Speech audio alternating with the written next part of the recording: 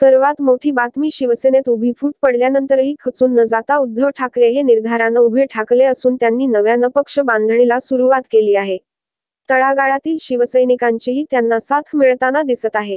त्यामुळेच अन्य पक्षातील पदाधिकारी व कार्यकर्तेही आता ठाकरेंच्या शिवसेनेत प्रवेश करत आहेत. आजही असाच एक प्रदेश सोहळा पार पडला. भारतीय जनता पक्ष व त्यांची मातृसंघटना असलेल्या राष्ट्रीय स्वयंसेवक संघातील मुंबईतील पदाधिकाऱ्यांनी आज उद्धव ठाकरे यांच्या उपस्थितीत शिवसेनेत प्रवेश केला. त्यात भाजपच्या पदाधिकाऱ्यांसोबतच राष्ट्रीय स्वयंसेवक संघ, विश्व हिंदू परिषद, बजरंग, शिंदे गटाच्या पदाधिकाऱ्यांचा समावेश आहे. यावेळी असंख्य शिवसैनिक व हिंदुत्ववादी कार्यकर्ते उपस्थित होते. 1992 साली मुंबईत दंगल झाली तेव्हा बाळासाहेब ठाकरे आणि शिवसैनिकांनी आम्हाला वाचवलं होतं. आज त्यांचं कुटुंब संकटात आहे.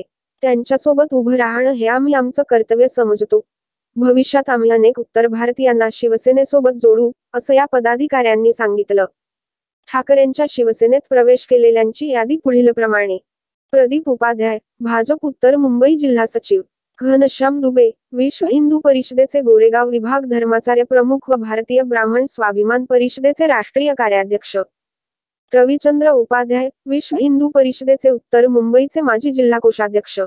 अक्षय कदम, उत्तर मुंबई जिल्हा उपाध्यक्ष आंतरराष्ट्रीय बजरंग दल. माधवी शुक्ला, भाजप जिल्हा महिला उपाध्यक्ष मीरा भाईंदर. पूर्व, राम उपाध्याय, भाजप जिल्हा महासचिव, मीरा भाईंदर.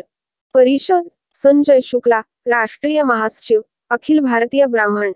प्रदीप तिवारी, शिंदे गट, मीरा भाईंदर जिल्हा महासचिव. दीपक दुबे, विश्व हिंदू परिषद, जिल्हा सुरक्षा प्रमुख, बोरीवली. दिनेश कुमार यादव, विश्व हिंदू परिषद, तालुका प्रमुख प्रखंड, बोरीवली. सूरज दुबे, बजरंग दल तालुका, प्रखंड प्रमुख.